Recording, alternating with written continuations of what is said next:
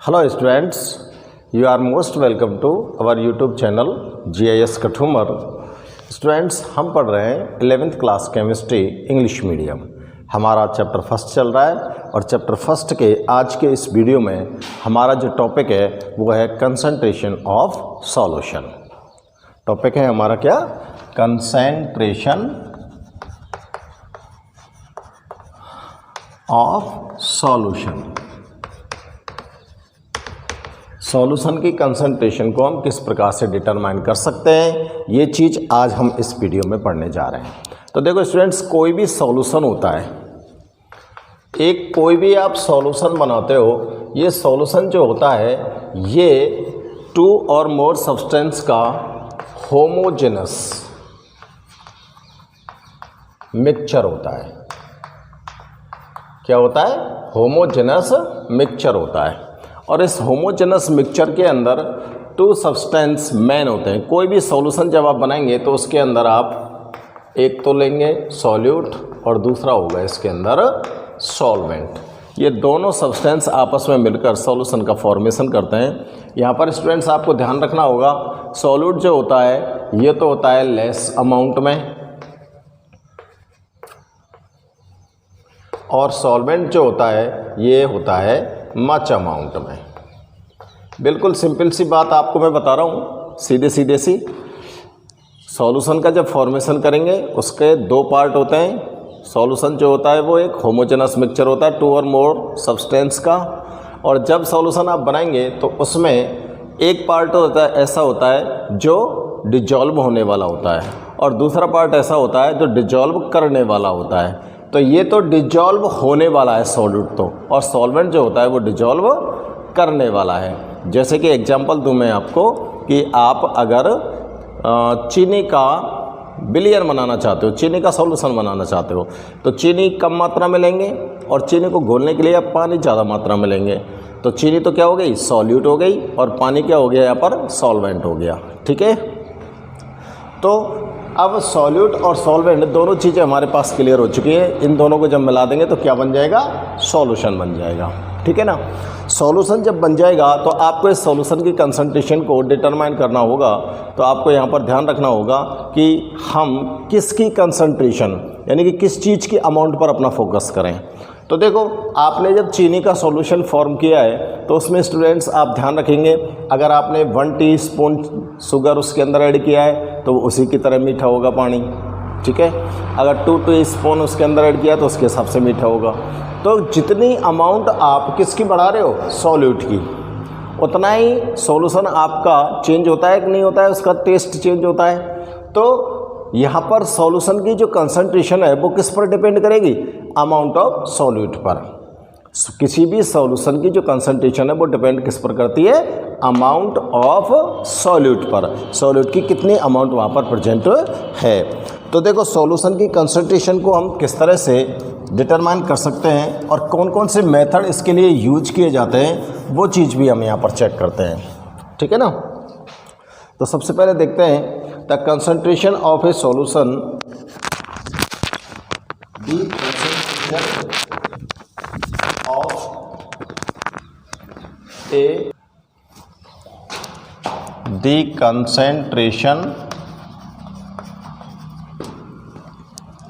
the concentration of a solution of substance।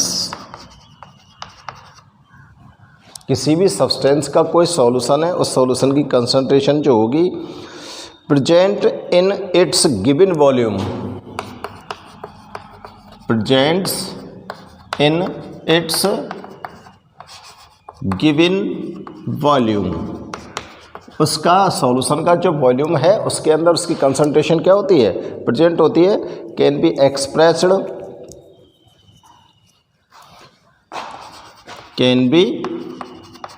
expressed by following ways।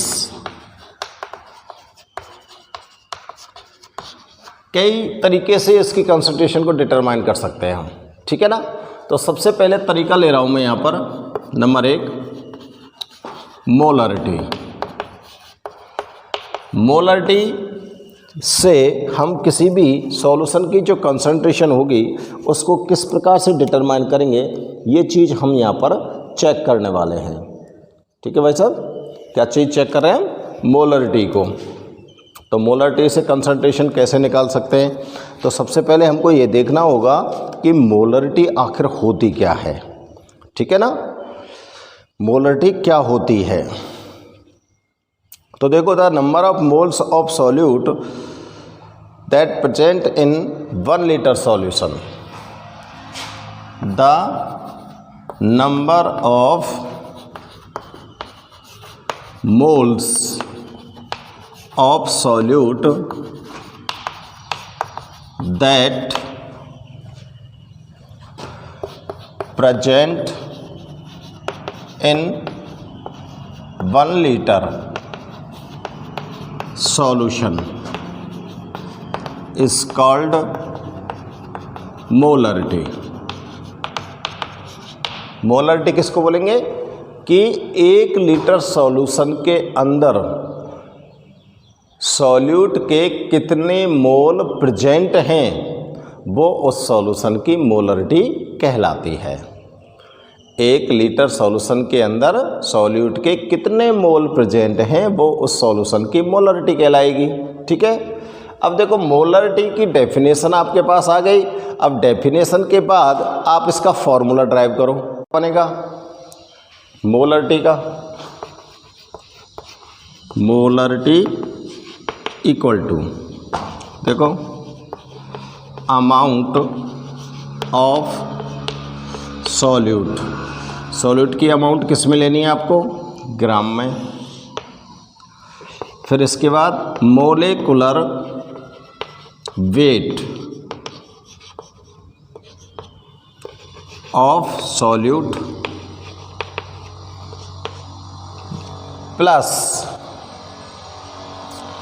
Multiply volume of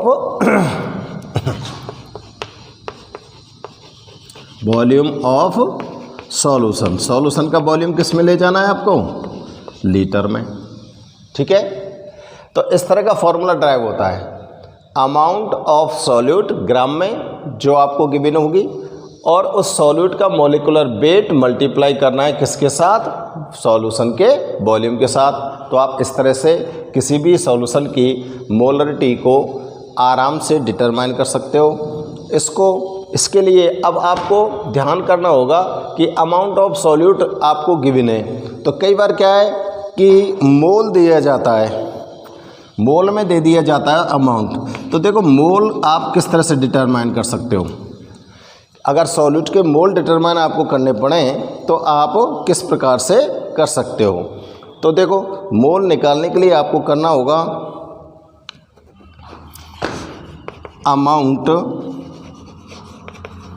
of substance. Substance कौन सा है आपके पास? कोई भी सब्सटेंस हो सकता है जो सॉल्यूट है, उसकी अमाउंट्स किस में लिखनी है? इन ग्राम।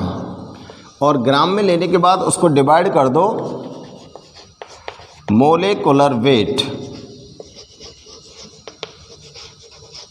ऑफ सब्सटेंस या सॉल्यूट। तो यहाँ पर आप क्या निकाल सकते हो?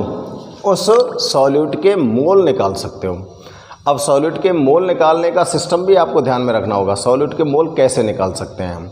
अब सॉल्यूट की मैं बात कर रहा हूँ तो यहाँ पर मैंने सब्सटेंस भी नोट कर दिया है। कोई भी सब्सटेंस हो सकता है, उसके अगर आपको मोल डिटरमाइन करने हैं तो आप इस फॉर्मूले का यूज़ करेंगे।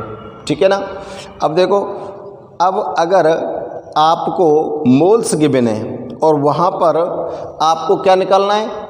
मोलरिटी निकालनी है। तो मोलरिटी निकालनी है तो स्टूडेंट्स आपको किस तरह से निकालनी होगी? देखो, मोलरिटी इक्वल टू क्या हो जाएगा इसका formula? Moles of solute divided by volume of solution. क्या हो जाएगा? Volume of solution. और सॉल्यूशन का वॉल्यूम आपको लेना पड़ेगा किस में? लीटर में। अगर आपको किसी भी सॉल्यूशन के अंदर सॉल्यूट के मोल गिवन है। तो अब मोल से हम उस सॉल्यूशन की मोलरिटी कैसे निकालें? तो मोल्स के से आप सॉल्यूशन की मोलरिटी इस प्रकार से निकाल सकते हो। तो उससे पहले आपको क्या करना पड़ेगा? उसके सॉल्यूट के मोल निकालो। सॉल्यूट की जो मात्रा आपको अमाउंट जो गिवन होगी ग्राम में, उसमें उसके मोलिकुलर वेट का डिवाइड कर दो तो सॉल्यूट के मोल निकल जाएंगे। और सॉल्यूट के जब मोल निकल जाएंगे तो उन मोल्स का यूज करके आप उस सॉल्यूशन की मोलरिटी डिटरमाइन कर सकते हो। ठीक है ना? तो बिल्कुल सिंपल से फॉर्मूला है ये। तो एक बार इनको नोट करो या फिर स्क्रीनशॉट लीजिए। फिर देखो हम एग्जाम्पल से भी इसको आपको एक्सप्लेन करेंगे और किस प्रकार से आप यहाँ पर मोल्स को डिटरमाइन कर सकते हो वो भी हम यहाँ पर चेक करेंगे। ठीक है ना? चलो, और देखो कई बार ऐसा भी हो सकता है कि आपको सॉल्यूशन का जो वॉल्यूम है वो मिलीलीटर में गिवन होगा। किसमें? मिलीलीटर में। तो उस कंडीशन में क्या करेंगे हम? मोलरिटी कैसे डिटरमाइन करेंगे? देखो, molarity equal to amount of solute in gram. Gram में सॉल्यूट की मात्रा ले ली, ठीक है ना, डिवाइडेड करना है किससे? Molecular weight. Molecular weight of solute multiply volume of solution. ये किस में दे दिया गया आपको? मिलीलीटर में, है ना? तो आपको क्या करना होगा? यहाँ पर 1000 से मल्टीप्लाई करना होगा। क्या करना होगा? 1000 से मल्टीप्लाई करना होगा। ठीक है ना? ये थोड़ा सा अंतर इसमें करना है। अब देखो चेक करते हैं। अच्छा, मोल की यूनिट क्या होगी? मोलरिटी की। ये भी नोट कर देना, यूनिट ऑफ मोलरिटी। जब आप मोलरिटी डिटरमाइन करके लाएंगे तो क्या लिखेंगे? मोल पर लीटर, या फिर इसको मोल लीटर इनवर्स, इस तरह से कैसे भी लिख सकते हैं हम। ठीक है ना? अब देखो चेक करते हैं। मोलरिटी निकालनी है आपको। ठीक है ना? क्वेश्चन दे रहा हूं मैं। क्वेश्चन है इन 500 ml H2SO4 solution, in 500 ml H2SO4 solution, H2SO4 solution कितना है? 500। 4.9 ग्राम H2SO4 solute present 4.9 gram H2SO4 solute is present, then calculate molarity। आपको मोलरिटी कैलकुलेट करनी है। ठीक है ना? तो अब आपको मोलरिटी कैलकुलेट करने के लिए क्या करना है बताओ? देखो, मोलरिटी का फॉर्मूला नोट करो, equal to amount of solute in gram divided by molecular weight of solute multiply volume of solution. अब सॉल्यूशन का वॉल्यूम यहाँ पर आपको किस में गिवन है? ml में। तो करना क्या होगा? 1000 से मल्टीप्लाई। अब यहाँ पर आपको देखो अमाउंट ऑफ सॉल्यूट दे रखी है ग्राम में, लेकिन मोलिकुलर वेट ऑफ सॉल्यूट कौन है? H2SO4 निकालो। हाइड्रोजन का weight 1 multiply 2 plus 32 plus 16 multiply 4 equal to कितना आया? 98। कितना आया, H2SO4 का मोलिकुलर वेट 98 आया। समझ रहे एक बात, नहीं समझ रहे तो वैल्यूज़ को पुट कर दीजिए आप लोग, ठीक है ना। मोलरिटी को डिनोट करेंगे आप कैपिटल M से। इक्वल टू क्या हो गया, अमाउंट ऑफ सॉल्यूट कितना है 4.9 ग्राम डिवाइडेड बाई मोलिकुलर वेट कितना आया 98 मल्टीप्लाई ऊपर कितना है 1000, वॉल्यूम कितना है 500, ये 2 टाइम्स गया, ठीक है ना, ये इससे 2 टाइम्स गया, ऊपर कितना बचा नीचे 0, ये 10 टाइम्स गया तो 1/10 आ गया। क्या आ गया 1/10, ठीक है ना। तो मोलरिटी कितनी आ गई,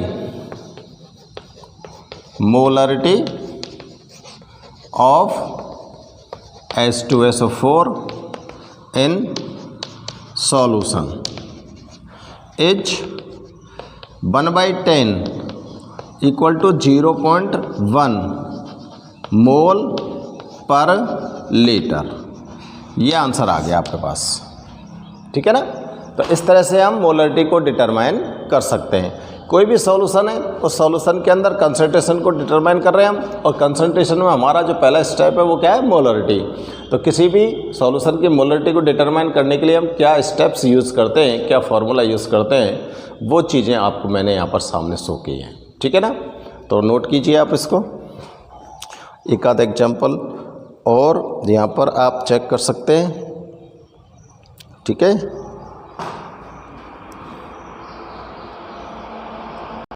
देखो दूसरा क्वेश्चन देखते हैं हम। Calculate molarity of 10% W/V solution. इस तरह का कोई छोटा सा क्वेश्चन आ जाए, ये 1 बार के क्वेश्चन आते हैं, बहुत ज़्यादा पूछे जाते हैं। तो देखो 10% W/V सॉल्यूशन की अगर आपको मोलरिटी निकालनी है तो यहाँ पर आपको समझना होगा कि 10% W/V का मतलब क्या होता है। तो देखो 10% W/V means 10 gram solute present in 100 ml solution. समझ के, W/V, W तो क्या होता है वेट होता है, V क्या होता है वॉल्यूम होता है। तो ऊपर वाला W जो है वो तो सॉल्यूट की अमाउंट को शो कर रहा है, और नीचे जो V है वो सॉल्यूशन के वॉल्यूम को शो कर रहा है। तो 10% W/V का मतलब है कि 10 ग्राम सॉल्यूट प्रेजेंट है 100 ml सॉल्यूशन के अंदर, ठीक है ना। तो अब आपके पास सारी चीज़ें आ गई। अब यहाँ पर सॉल्यूट आप कोई भी ले सकते हो, जैसे यहाँ पर मैंने लिख दिया सॉल्यूशन का नाम दे दिया HCl सॉल्यूशन लिख दिया, या फिर चलो यहाँ पर लिख दिया NaCl सॉल्यूशन, है ना, ये लिख दिया। अब आपको क्या करना है, मोलिकुलर वेट लाना है, किसका, NaCl का। तो Na का कितना होता है 23, Cl का 35.5, कितना आया 8.5, ये आ गया। अब आपको मोलरिटी निकालनी है, इक्वल टू क्या आ जाएगा, अमाउंट ऑफ सॉल्यूट किसमें, ग्राम में, divided by molecular weight of solute multiply volume of solution multiply 1000। ये ml में है ना सॉल्यूशन का वॉल्यूम, इसलिए 1000 से मल्टीप्लाई कर दिया। तो अमाउंट सॉल्यूट की कितनी है 10 gram into 1000 divided by molecular wait कितना है 58.5 और वॉल्यूम कितना है 100 ml, ठीक है। तो तो अब आप देखो इसको सॉल्व करो, 2 जीरो से 2 जीरो गया, इस पॉइंट को मैंने हटाया तो ऊपर 1 जीरो और आ गया, तो ऊपर आ गया 1000 अपॉन 585। तो ये कितना है, अप्रॉक्सीमेटली 1.72 मोल पर लीटर। अप्रॉक्सीमेटली बता रहा हूँ मैं, ठीक है ना, एकदम एग्जैक्ट आंसर नहीं है, अप्रॉक्सीमेटली इतना आएगा। तो ये इसकी मोलरिटी कैलकुलेट हो गई। चलो एक डिफरेंट टाइप का क्वेश्चन और चेक करते हैं मोलरिटी के लिए, इसको आप नोट कर सकते हैं, ठीक है। इसको मैं इरेज कर रहा हूँ भैया, आप नोट करेंगे फटाफट, पॉज कर दिया करो बीच वीडियो को।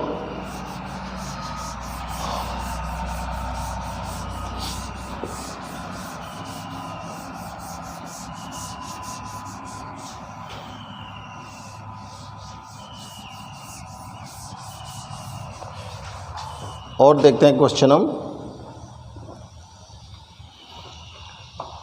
3.65 HCl ग्राम है ये, ग्राम HCl present in 500 gram HCl solution,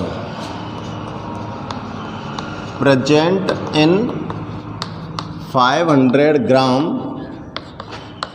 HCl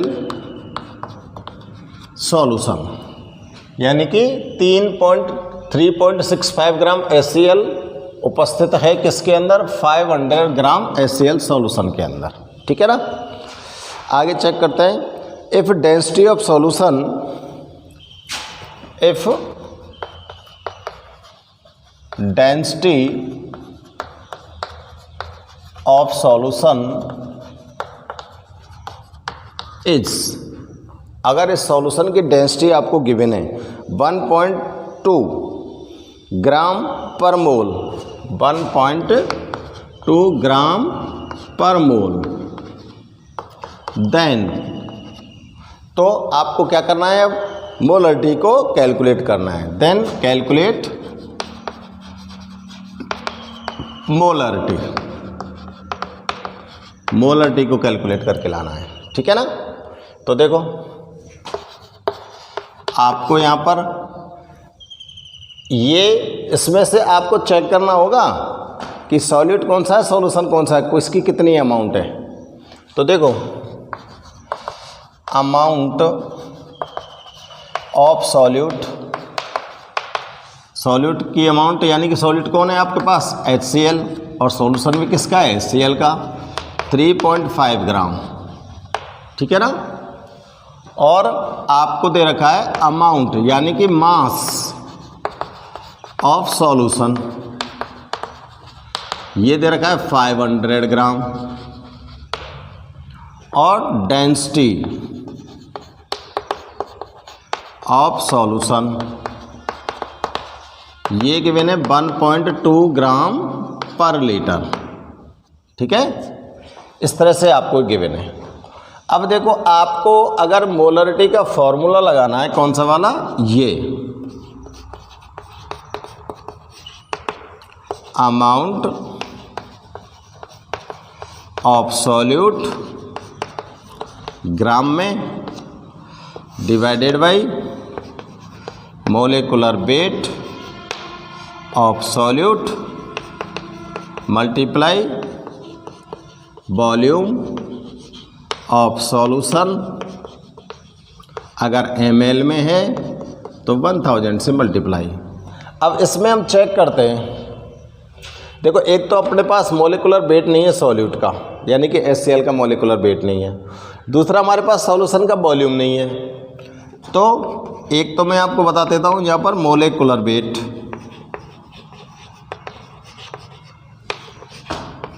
of HCl 1 + 35.5 = 36.5, ये तो मोलिकुलर वेट आ गया।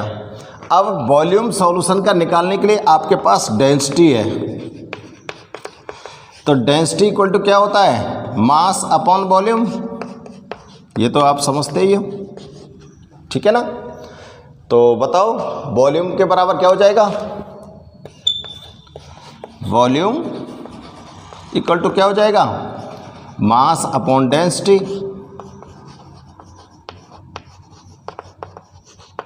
भाई सॉल्यूशन का जो मास है और उसकी डेंसिटी, तो आपके पास चेक करो ढंग से, आपके पास वॉल्यूम को V से डिनोट कर दूं, वॉल्यूम की अमाउंट कितनी आ गई, मास कितना है सॉल्यूशन का 500 ग्राम और डेंसिटी कितनी है 1.2 ग्राम पर मोल, V की वैल्यू आ गई है ना।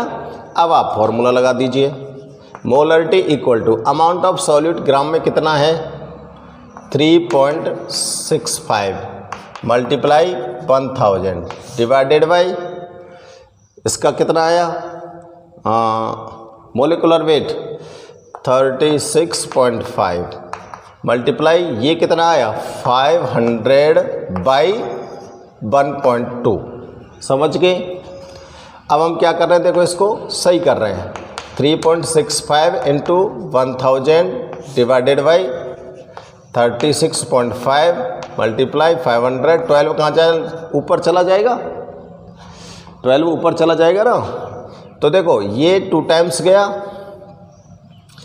ये इससे गया ऊपर नीचे, इसको पॉइंट को हटाते हैं तो 10 आएगा, क्या आएगा 10 आएगा, और 2 से 10 गया 5 टाइम्स, आपके पास जो वैल्यू बची है वो है 12/5, कितना आया 2.4 मोल पर लीटर। तो मोलरिटी आपके पास कितनी आ रही है, मोलरिटी कितनी आ रही है आपके पास बताओ, 2.5 मोल पर लीटर। ये सब चीज़ समझ आ रही कि नहीं आ रही, molarity of solution is 2.4 mole per litre, ये वाला आंसर आ गया आपके पास, ठीक है ना। तो स्टूडेंट्स मोलरिटी को हम किस प्रकार से डिटरमाइन कर सकते हैं और मोलरिटी सॉल्यूशन की जो कंसंट्रेशन होती है वो किस प्रकार से उसको डिफाइन कर सकते हैं, किस तरह से हम उसको डिटरमाइन कर सकते हैं, ये क्वेश्चन के अकॉर्डिंग मैंने आपको यहाँ पर एक्सप्लेन किया है, ठीक है ना। तो सॉल्यूशन की जो कंसंट्रेशन है उसको हम कई प्रकार से निकाल सकते हैं, जैसे मोलरिटी में उसकी कंसंट्रेशन निकालनी है तो इस तरह से निकालेंगे। इसके बाद हम निकालेंगे मोलेलिटी, क्या निकालने वाले हैं मोलेलिटी। मोलेलिटी में अगर हमको कंसंट्रेशन डिटरमाइन करनी है तो उसको कैसे हम कर सकते हैं, उसको हम चेक करेंगे नेक्स्ट वीडियो में। तो आज के इस वीडियो में मैंने आपको मोलरिटी को क्लियर किया है। स्टूडेंट्स आप सभी बच्चों को मोलरिटी आनी चाहिए, ओके। तो ढंग से आप इसको चेक करेंगे और कोई प्रॉब्लम हो तो आप मुझे बता सकते हैं, ओके फ्रेंड्स, थैंक यू।